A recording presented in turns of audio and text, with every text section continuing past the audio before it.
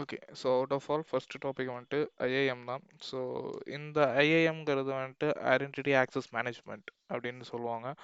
So இது வந்துட்டு எதுக்குன்னா, இப்போ லெட்ஸ் சே யாராச்சும் யூசர் வந்துட்டு லாகின் பண்ணுறாங்க அக்கௌண்ட்லனா, அவங்க என்னென்ன சர்வீசஸ் எல்லாம் ஆக்சஸ் பண்ணலாம், அவங்களால முதல்ல லாகின் பண்ண முடியுமா, அவங்க என்ன டைப் ஆஃப் யூசர்ஸ், இந்த மாதிரி உங்களுக்கு ஆக்சஸ் கொடுக்கறது, அவங்க ரோல்ஸை டிஃபைன் பண்ணுறது, இந்த மாதிரியான ஃபங்க்ஷனாலிட்டிஸ் இன்வால்வ் ஆகிறது தான் இந்த ஐஏஎம்.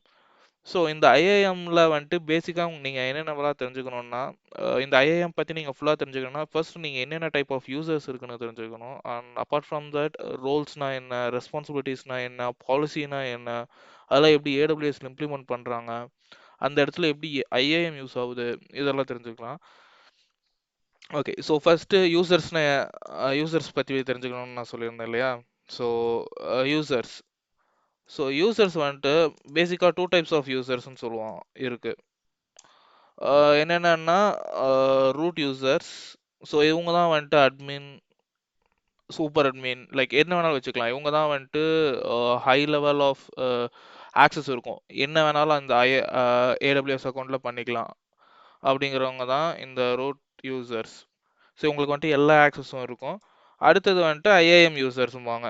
ஸோ இப்போ இந்த ஐஏஎம் யூசர்ஸுங்கிறது வந்துட்டு நம்ம நிறைய யூசர்ஸ் கிரியேட் பண்ணுறோம் இல்லையா. இப்போ சிஸ்டம்லேயே எடுத்துக்கிட்டாலும் இப்போ மல்டிபிள் யூசர்ஸ் கிரியேட் பண்ணுறோம். அதில் ஒரு யூசர் மட்டும் அட்மினாக இருக்கும், மற்ற யூசர்ஸ்லாம் ஃப்ரெண்ட்ஸ், ஃபேமிலிஸ், இந்த மாதிரி மற்றவங்களுக்காக நம்ம கிரியேட் பண்ணி லேப்டாப்பையோ இல்லை சிஸ்டத்தையோ ஷேர் பண்ணோம்னா அவங்களோட யூசர்ஸ் க்ரிடென்ஷியல்ஸ் வச்சு லாகின் பண்ணி யூஸ் பண்ணிக்குவாங்க. ஸோ சேம் கான்செப்ட் தான் இங்கே வந்துட்டு. ரூட் யூசர்ஸ் வந்துட்டு அட்மின் யூசர்ஸ் மாதிரி, ஐஏஎம் யூசர்ஸ்லாம் வந்துட்டு அதர் யூசர்ஸ் மாதிரி. இந்த ஐஏஎம் யூசர்ஸ் கிரியேட் பண்ணுறதுக்கு நமக்கு இந்த ரூட் யூசர்ஸ் வேணும். ஃபர்ஸ்ட் ரூட் வச்சு தான் நம்ம லாகின் பண்ணுவோம். ரூட்டை வச்சு நம்ம ஐஏஎம் யூசர்ஸ் எல்லாம் கிரியேட் பண்ணிக்குவோம். ஸோ ஒவ்வொரு யூசருக்கும் என்னென்ன சர்வீஸ்லாம் ஆக்சஸ் பண்ணலாம், என்னென்னலாம் ஆக்சஸ் பண்ணக்கூடாது அப்படிங்கிறத நம்ம பாலிசி செட் பண்ணுவோம். என்னென்ன அது எப்படின்னா ஐஏஎம் வச்சு தான். ஸோ இந்த மாதிரி இடத்துல தான் ஐஏஎம் யூஸ் ஆகுது. So apart from this IAM வந்துட்டு வேற எப்படியெல்லாம் யூஸ் ஆகும்னா, ஓகே, இப்போ நாம வந்துட்டு இங்க யூசர்ஸ் பத்தி மட்டும் பேசணும் இல்லையா. இப்போ சர்வீஸ் டு சர்வீஸ், இப்போ ஒரு ஏடபிள்யூஎஸ் சர்வீஸே வந்துட்டு இன்னொரு ஏடபிள்யூஎஸ் சர்வீஸ் ஆக்சஸ் பண்ணணும் அப்படிங்கிற இடத்துலையும் நம்ம ஐஏஎம் யூஸ் பண்ணுவோம். ஸோ அந்த மாதிரி இடத்துலையும் நம்ம பாலிசி அப்படிங்கிறத ஒன்று செட் பண்ணுவோம். ஸோ அந்த பாலிசி நம்ம கிரியேட் பண்ணுறதுக்கும் இந்த ஐஏஎம் யூஸ் ஆகும். ஸோ இந்த மாதிரி இடத்துல எல்லாம் தான் நமக்கு ஐஏஎம் வந்துட்டு யூஸ்ஃபுல்லாக இருக்குது. ஸோ ஹை லெவலில் இதுதான் ஐஏஎம். ஸோ இன்டெப்த்தாக நம்ம வந்துட்டு இன்னும் பார்க்கலாம் ஐஏஎம் பற்றி. பட் ஐஏஎம்னா என்ன, என்ன பண்ணும் பேசிக்கா அப்படிங்கிறதுக்கு இது போதும். யா. ஸோ நெக்ஸ்ட் வந்துட்டு